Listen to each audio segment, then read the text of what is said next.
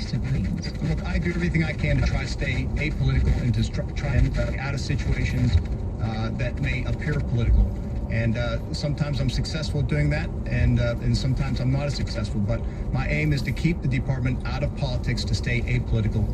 And that's what I continue to try and do, as well as my leaders here in the department. Esper's remarks come days after 1,300 active duty soldiers were placed on standby at military bases near the nation's capital.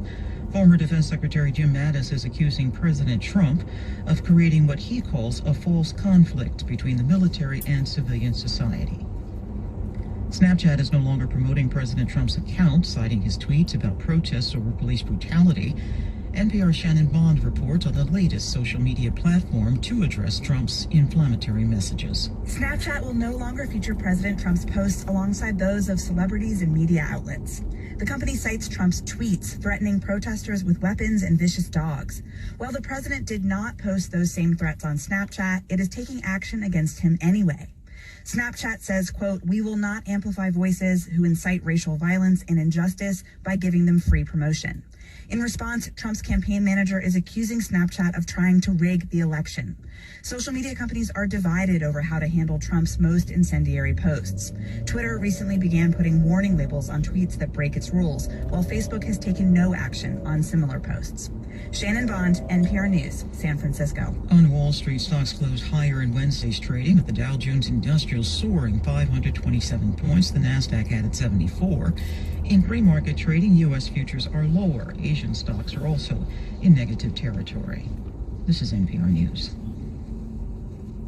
The Legislative Council in Hong Kong has passed a bill that criminalizes disrespect for China's national anthem. The vote came as activists prepared to mark the 35th anniversary of the crackdown on pro-democracy demonstrators in Beijing's Tiananmen Square. South Africa's High Court has struck down some of the country's coronavirus restrictions as being unconstitutional and invalid. Ishmafunda Kwa reports that some of the lockdowns enforced by police and the South African Army have been relaxed to reopen the economy. Delivering his written ruling, Judge Norman Davis said the regulations infringe on and limit rights guaranteed by the country's Bill of Rights. Further, he said regulations that allowed people to travel for funerals but stopped them from earning livelihoods by street trading are wrong. In some instances, he said, the regulations are not rationally connected to limiting the spread of the virus. However, the current regulations remain in force for 14 days. The government can, during that time, amend the regulations or appeal the ruling. For NPR News, I'm Ishmafunda in Harare. Tropical storm Cristobal made landfall in Mexico's Gulf state of Campeche Wednesday, dumping heavy rain on the already soaked region. Dozens of people have been evacuated before the storm's arrival. The National Hurricane Center is predicting that Cristobal will reach U.S. shores sometime later in the week. I'm Shay Stevens. This is NPR News. Support for NPR comes from NPR stations. Other contributors include the Pew Charitable Trusts, sharing stories to illuminate data and trends that shape the world today through its podcast, After the Fact. Learn more at pewtrusts.org/afterthefact.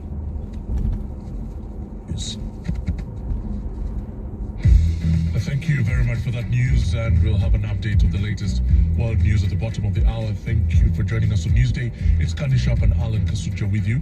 Mexico reported its highest number of coronavirus deaths in a day on Wednesday. That number stands at 1,092 coronavirus deaths.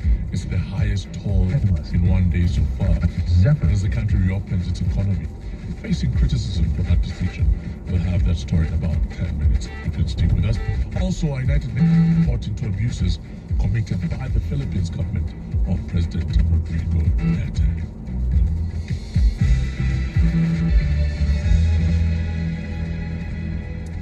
Now, lawmakers are voting in Hong Kong over the national anthem. They're deciding over whether or not if you make fun of the anthem, whether you'll be in trouble or not.